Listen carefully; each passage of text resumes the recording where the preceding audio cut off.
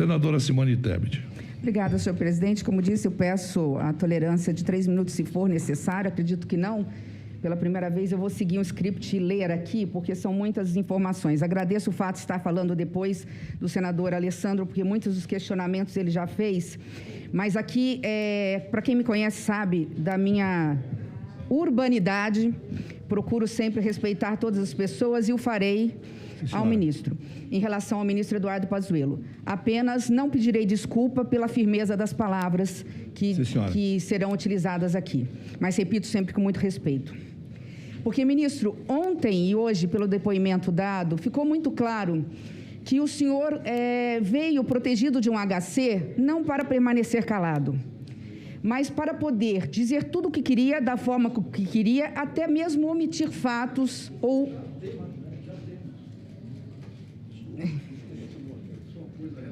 Se puder, por favor, presidente. Eu perdi aqui até a linha de raciocínio. Desculpa, senadora. Eu que peço desculpa porque eu estou habituada com burburinho, mas eu peço desculpas. Ministro, reformulando, se o senhor puder retomar o meu tempo, presidente, eu agradeço os 15 minutos. Obrigada. O senhor está protegido por um HC, como disse, pelos depoimentos de ontem e hoje, não porque veio com a intenção de ficar calado, mas para poder dizer tudo o que queria, da forma que queria, omitir fatos, acontecimentos e até, eventualmente, mentir sem medo de poder ser preso. Eu digo isso, ministro, para começar dizendo que as mentiras têm sempre consequências, ou aqui ou lá fora. O seu pedido de HC o coloca na condição de acusado, não por esta comissão, porque por esta comissão o senhor sempre iria e está sendo tratado como testemunha. A razão de ser dessa CPI é para confirmar ou não atos gravíssimos acontecidos no período da pandemia e até mesmo omissões de autoridades públicas, sejam elas quem forem, autoridades federais, autoridades estaduais, autoridades municipais, ministro da Saúde, secretário estadual, secretário municipal, governador, prefeito, presidente da República. Tanta verdade que sim, nós vamos seguir o dinheiro. Há uma ordem cronológica. Primeiro se começa com ministros, depois se busca, através da sequência do dinheiro, o que aconteceu. Quando eu tiver que perguntar, eu me dirijo a Vossa Excelência. Não estou respondendo a sua pergunta. Eu gostaria que Vossa Excelência, por favor, que Vossa Senhoria ou o senhor não me interrompesse, porque é uma linha de raciocínio, e eu vou tomar todo o cuidado para ser o mais educada possível, porque eu, como muitas mães, muitas filhas, estamos extremamente comovidas com o que está acontecendo nesse momento. Sim, senhora. Hoje, nesse mesmo momento, eu estou com uma funcionária que está comigo há 23 anos, que morou na minha casa por muito tempo, me ajudou a criar as minhas filhas, num leito de hospital, me mandou uma mensagem dizendo: o antibiótico não está fazendo efeito, está com o pulmão comprometido por conta do coronavírus. Então, peço a Vossa Senhoria, por favor, que escute, porque Vossa Senhoria vai escutar aqui uma mãe, uma filha, aqui Vossa Senhoria está escutando uma brasileira falando. Então, eu gostaria de dizer a Vossa Senhoria que nós estamos prontos para investigar a verdade, ministro. E a verdade diz que pode sim ter havido corrupção, tanto nos estados como municípios, como também no Ministério da Saúde, como aconteceu numa notícia veiculada no Jornal Nacional, que o senhor nomeou um coronel da reserva que em novembro teria, supostamente, é apenas suposição, contratado sem licitação, com recurso do coronavírus, reforma de balcões e da superintendência no Rio de Janeiro, de um prédio do Ministério da Saúde, no valor de 28 milhões de reais, num processo com empresa que já tinha sido declarada inidônea pelo poder público. Nós vamos investigar, como vamos investigar governadores, prefeitos, seja quem for, e se for da nossa responsabilidade, vai constar no relatório, o que não for vai para a Assembleia Legislativa, para a Câmara de Vereadores. Perfeito. E sabe qual é a verdade, ministro? A verdade é que Vossa Excelência, Vossa Senhoria aqui, ou você hoje, não é a única testemunha. Eu acho que essa comissão não precisa fazer a cariação, com todo respeito aos outros ministros. Nesse momento, nessa sala, está havendo uma cariação entre o senhor e as 864 vidas perdidas prematuramente por conta de omissão ou ação dolosa de quem quer que seja. E nós temos que investigar isso. Nessa cariação, nesse número frio, como um sepulcro, tem almas perdidas, mães, filhos, pais, amigos, pessoas que estão pedindo, não um minuto de silêncio dessa comissão, estão pedindo um grito de indignação. Afinal, porque o Brasil é epicentro, porque o mundo já está tirando as máscaras, tomando vacinas, e nós estamos de joelhos pedindo para os Estados Unidos, para a Índia e para a China por doses extras para poder colocar no braço do povo brasileiro. É por isso que eu estou aqui mesmo sem ser membro desta comissão. Eu não estou aqui para condenar quem quer que seja, mas eu estou aqui para gritar em nome de quem hoje não pode mais gritar. Essas vidas perdidas são um testemunho de uma verdade que não tem como calar ou ser calada. Aqui, essas vítimas dizem tudo, da ação ou da omissão, de Vossa Senhoria ou de terceiros, de quem manda e de quem obedece. Mas aqui não é tão simples assim, porque, repito, nós estamos falando de vidas humanas. E eu tenho certeza que esse epicentro da pandemia no Brasil não é obra do acaso, ministro. Houve mesmo omissão não de inocentes, de culpados. Essa CPI é um grito do qual se espera um eco. Um grito que não pode mais se calar diante da demora da vacinação do povo brasileiro, sob o manto de uma alegação inverídica, irreal, de que foi feito todo o possível. Não foi. Vamos aos fatos. 20 de outubro, o Ministério da Saúde assina 46 milhões de doses com a Coronavac no contrato. 21 de outubro, depois do tweet do presidente da República, isso é cancelado. Manda quem pode, obedece quem tem juízo? Com todo respeito, ministro. O seu depoimento aqui, ontem, em relação à vacina da Pfizer, 5 cláusulas assustadoras. Eu sou professora de Direito Público. Realmente, poderia se discutir cláusulas leoninas no contrato. Mas o senhor dizer que como ministro não pode sentar à mesa com uma empresa, ainda fazendo referência jocosa ao relator, o senhor deveria saber disso? Não. O senador Renan não sabe disso. Eu não sei disso porque nós, como gestores, sabemos que momentos especiais exigem medidas especiais, a própria Constituição e a legislação nos permite isso. Tanto que permite permite, inclusive, não fazer licitação em processos diante de urgência. E o senhor sabe disso como general. Quando vamos para a guerra, as armas são outras. Por isso, não se sentar à mesa para discutir, negociar, dialogar, não poder conversar com empresas, o momento excepcional exige liderança, exige gestão. Como disse aqui, como se recusar a falar com a Pfizer? A Pfizer era a única naquele momento capaz de salvar o Brasil. Quando eu digo Brasil, não é só, estou falando de vidas, eu estou falando de empregos. E é sim papel, não só do senhor, como do presidente da República ou de quem quer que seja, fazer tudo o que é possível. O Ministério da Saúde não respondeu oficialmente à Pfizer. Afinal, são só 8,5 milhões de doses a mais? Não. São 8,5 milhões de doses que poderiam, se não salvar vidas, no mínimo, livrar essas pessoas da doença. São erros, ministro, que borracha nenhuma é capaz de apagar na nossa biografia. É lamentável dizer isso. Essa CPI é um grito das vítimas inocentes que partiram. É um grito para que nunca mais possamos ver cenas angustiantes de brasileiros asfixiando em Manaus, crianças tendo que se passar para outros estados por falta de leitos, para que nós não tenhamos mais aquelas cenas horripilantes de doentes amarrados com atas, com verdadeiras camisas de força para suportar a dor de serem entubados sem um anestésico. Um grito contra a cena dos nossos heróis profissionais da saúde, que na falta de ventiladores mecânicos tiveram que usar os seus braços para levar oxigênio ao pulmão daqueles doentes, porque sabiam que ali estava a diferença entre a vida e a extrema unção.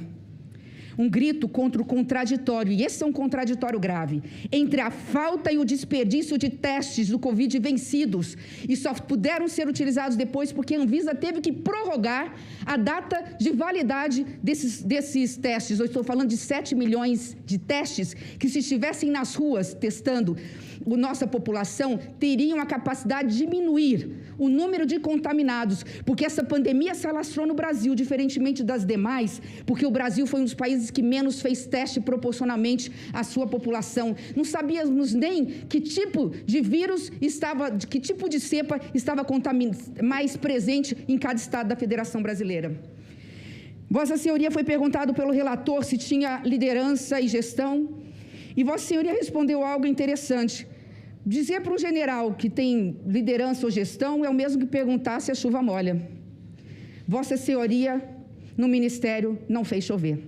Aliás, nem soprou uma brisa para que nuvens de chuva pudessem chegar. Vossa Senhoria foi chamado pelo dote de ter e ser um grande estrategista. E eu reconheço que Vossa Senhoria seja como general, mas eu não estou aqui me dirigindo ao general, eu estou me dirigindo aqui ao ex-ministro da Saúde. Não houve logística, não houve estratégia. Vacinas que eram para o Amazonas foram parar no Amapá. Foi um avião vazio para a Índia buscar, não sei se IFA ou se vacinas prontas, e voltou vazio. Faltou tudo.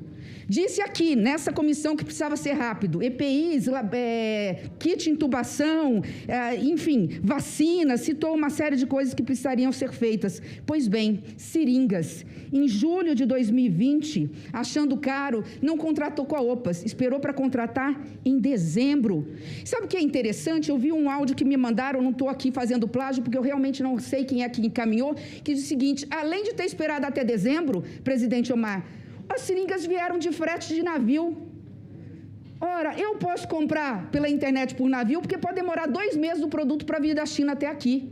Agora, a seringa, cadê os aviões das Forças Armadas para buscar essas seringas, ou para pagar um pouco mais e fazer com que essas seringas pudessem vir anestesiar o braço, a dor da população brasileira o mais rápido possível? Este é um grito de uma brasileira que representa aqui grande parte da população brasileira contra um plano nacional de imunização. Vossa Senhoria disse aqui, eu não conheci o SUS, fiquei maravilhado, que bom, fico feliz por isso. Pena que não pôde utilizar o melhor plano de imunização do mundo, que é o nosso, para poder vacinar. Afinal, não contratou, não tinha vacina. Como aplicar as vacinas necessárias? Numa conta rápida, ministro, nós temos 38 mil postos de saúde espalhados no Brasil. Se nós colocarmos um único profissional da saúde para vacinar 50 braços, 50 doses, por dia, nós estamos falando de 2 milhões de vacinas aplicadas por dia. Não fazemos isso por quê? Porque não temos vacina, não fizemos o dever de casa, não temos contrato. Nenhum dinheiro hoje do mundo é capaz de trazer vacinas para o Brasil. Antes foi dito que eram 57 milhões de doses, depois 46, 32, 25. Sabe qual foi a última, ministro? Quando o senhor saiu, o senhor disse para os governadores, podem utilizar a segunda dose para vacinar o braço de quem não recebeu nenhuma. É uma estratégia interessante. Talvez até seria necessário, mas se nós tivéssemos certeza que não faltaria a segunda dose para quem já tomou a primeira, como aconteceu no meu estado de Mato Grosso do Sul. Já estou encaminhando para o final. O senhor negou a existência de um gabinete paralelo orientando o presidente da República. Eu não questiono a sua fala. Só que quando o senhor faz isso, na linha do que foi dito pelo senador Alessandro, o senhor acaba assumindo toda a responsabilidade pela ação equivocada ou pela omissão, pela má gestão, pela falta de planejamento, de kit intubação, de seringas, de vacina, de campanha publicitária. Não houve campanha. E quando houve, foi muito tímida, não falava assim, máscaras, isolamento social. Só uma coisa realmente que eu acredito, ministro. Eu acredito na sua boa intenção. Eu não nego isso. Basta olhar nos seus olhos, pela sua história, pela sua biografia, pelo testemunho do presidente Omar Aziz, quando disse que conhecia e conhece a sua família. Como cristã, eu tenho certeza que há uma narrativa equivocada no país, nesse país tão polarizado, que o fato de estar me dirigindo a Vossa Senhoria, por mais que vote com o governo no plenário, aprovando reformas e os projetos na área econômica, eu sou tida como oposição, ainda que não seja uma senadora independente. Mas aqui eu quero fazer um testemunho. Eu tenho certeza que Vossa Senhoria não fez essa condução no ministério para querer acompanhar o raciocínio torpe, equivocado, de alguns poucos, inclusive nas redes sociais, que pregam que é melhor deixar todo mundo se contaminar para que haja o efeito, eu não sei o nome, que é efeito manada, efeito rebanho, imunidade de rebanho. Isso é algo que eu tenho certeza que Vossa Excelência não pensa e não agiu como agiu ou deixou de agir como tal, visando alcançar esse objetivo, porque sabe que estamos falando de vidas humanas. Ministro, na minha palavra final, de alguém aqui que está realmente emocionada com tudo que está acontecendo, por ver amigos hoje nos leitos dos hospitais, pessoas que eu não conheço, eu quero dizer a Vossa Senhoria que o Brasil está de joelhos, literalmente, em oração.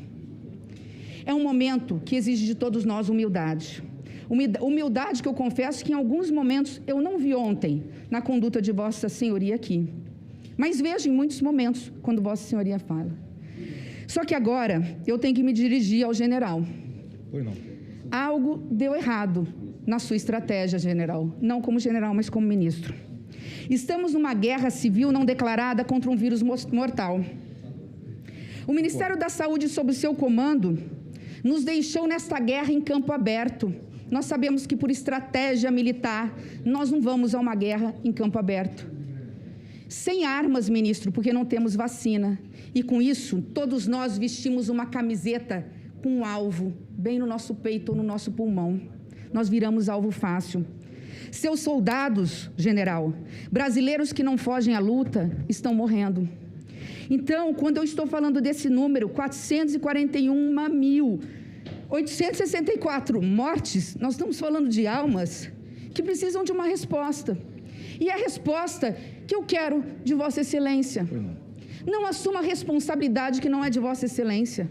Fale a verdade, toda a verdade, reconheça possíveis erros, se é que houve, por parte de Vossa Excelência, mas não deixe a população brasileira sem resposta. Porque essas almas têm um dom de nos tocar, e nós aqui temos experiência suficiente para conseguir ler o silêncio, a mentira e a omissão. Muito obrigada, ministro. Eu não vou fazer perguntas, porque aqui é mais um desabafo de quem acompanha essa questão passo a passo.